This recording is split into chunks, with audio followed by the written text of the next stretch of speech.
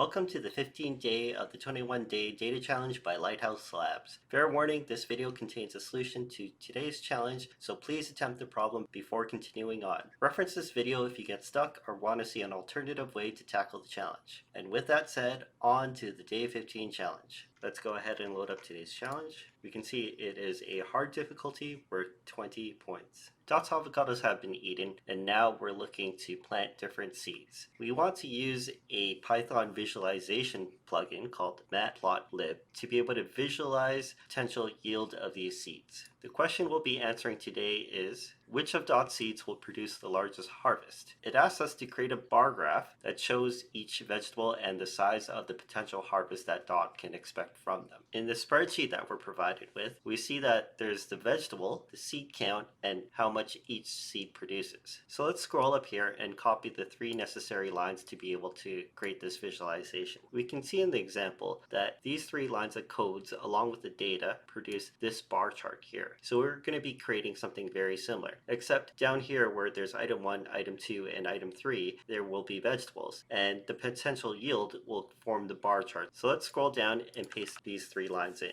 For the bar function, x represents the x-axis. The items go here. So the items we want to insert here are the vegetables. We'll go ahead and reference the data frame, and we'll throw in the vegetable field. As to the height of the individual bars, we need to perform a multiplication here to determine the potential yield, which will be the seed count multiplied by each seed produces. Let's go ahead and reference the seed count first, then multiply it by the each seed produces.